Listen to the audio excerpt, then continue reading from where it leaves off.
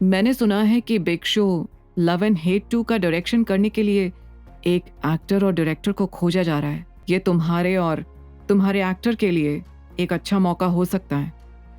नव्या ने तुरंत पूछा, क्या सच में? अविनाश ने हाँ में सिर हिलाया। नव्या के लिए ये बहुत अच्छा मौका था जिससे वो रोहन और अपनी टीम के लिए बहुत कुछ कर सकती थी। कुछ देर बैठने के बाद नव्या अपने रूम की ओर जाने लगी। ये देखकर अविनाश के अंदर उसके लिए एक अजीब सी बेचैनी हो रही थी। नव्या के लिए ये बहुत बड़ी खुशखबरी थी और वो इस प्रोजेक्ट में रोहन के लिए कुछ करना चाहती थी। नव्या ने अविनाश के साथ बैठकर पास्ता खाया और कुछ ही देर में वो अपने रूम में सोने के लिए चली गई थी। दूसरे दिन जब नव्या ऑफिस पहुंची तो उसने देखा कि रोहन उसका इंतजार कर रहा था। नव्या मैम आपको थैंक यू कैसे बोलूं समझ ही नहीं आ रहा है। आपने मेरी बहुत बड़ी हेल्प की है। Thank you so much ma'am. आपका ये एहसान मैं कभी नहीं भूलूंगा। लेकिन मैम मैं बहुत मेहनत करूंगा ताकि। रोहन बात कहते कहते बीच में ही रुक गया।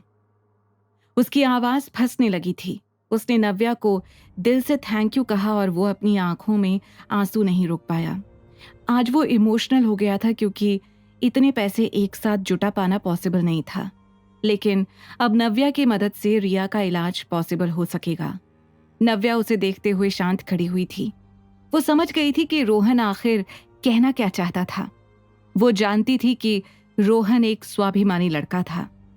उसने हल्की सी स्माइल दी और फिर स्ट्रॉन्ग आवाज में रोहन से कहा, ओके, मैं समझती हूं कि तुम क्या सोच रहे हो, लेकिन अगर तुम सच में मुझे थैंक यू कहना चाहते हो तो तुम्हें बस बहुत मेहनत करनी होगी। I will be waiting for you to work hard and pay me back. नव्या ने अपने होंठ सिकोड़े और एक हल्की मुस्कान रोहन को दी। रोहन ने भी नव्या की बात सुनते ही सोच लिया था कि वो अब जी जान लगा देगा और बहुत मेहनत करेगा। नव्या बहुत ही दयालु थी। उसने भी अपनी लाइफ में बहुत कुछ झेला था।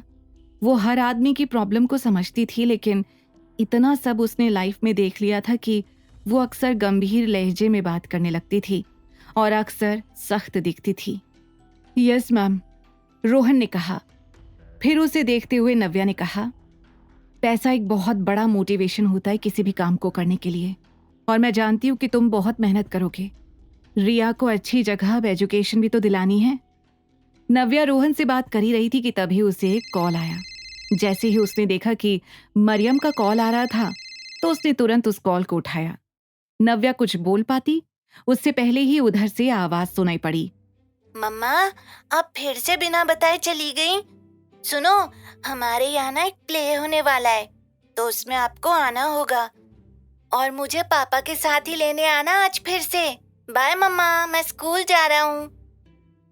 प्यारी सी आवाज में आरव ने कहा। नव्या उसकी बात का कोई जवाब दे पाती उससे पहले ही आरव ने कॉल कट कर दिया। नव्या आरव की इस हरकत को देखकर हंसने लगी और सोचने लगी कि कैसे वो आरव को बाय बोलना भूल सकती थी। कुछ देर में नव्या ने अपने बैग से ढूंढते हुए रोहन को एक टाइप किया हुआ लेटर दिया। पहले पेज पर 3 शब्द लिखे हुए थे जिसे रोहन ने पढ़ा, रोहन का रोड मैप। एक्साइटमेंट के साथ उसने तुरंत ही उस लेटर को खोला और उसे पढ़ने लगा। पढ़ते पढ़ते वो एकदम से रुक गया और बोला, नव्या मैम, क्या आपने गलत टाइप किया है? मेरे रिज्यूमे में मार्शल आर्ट की ट्रेनिंग क्यों शामिल है? ज्यादातर एक्टर जिम जाते हैं, खुद को फिट रखते हैं या फिर कोई डांस क्लास या गाना सीखते हैं, लेकिन मार्शल आर्ट ट्रेनिंग को लेकर रोहन एकदम शॉक्ड हो गया था। मैंने इसे गलत नहीं लिखा है और ना ही तुमने इसे गलत पढ़ा, नव्या ने कहा और एक पल रुकने के बाद फिर से कहना शुरू किया। देखो रोहन, कंपटीशन बहुत ज्यादा है और तुम्हें बाकी लोगों से कुछ अलग करना पड़ेगा। अगर एक जैसे ही रहोगे तो नोटिस कैसे होगे? और एक एक्टर को हर चीज सीखनी चाहिए। मैं चाहती हूँ कि तुम मार्शल आर्ट सीखो और उसकी बहुत प्रैक्टिस करो। रोहन ने उसकी बात को ध्यान से सुना, लेकिन वो नव्या के रोड मैप को नहीं समझ पा रहा था। कुछ पल रुकने के बाद रोहन ने हाँ में सिर हिलाया। नव्या ने अपना काम करते हुए उसकी ओर देखकर फिर से कहा, तुम मेरी हर बात को मानते चलोगे और मेरी किसी भी बात को मना नहीं करोगे। मैं तुम्हें बॉलीवुड का सबसे पॉपुलर आर्टिस्ट बनाने में मदद करूंगी। नव्या की बात सुनते ही रोहन ने हाँ में सिर हिलाया और वो फिर से रोड मैप को पढ़ने लगा।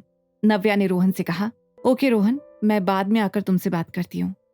आगे की कहानी जानने के लिए देखिए अगला एपिसोड सिर्फ पॉकेट एफएम के यूट्यूब चैनल पर, और द रिटर्न के सारे एपिसोड्स को सुनने के लिए डिस्क्रिप्शन में दी लिंक से डाउनलोड करें पॉकेट एफएम ऐप।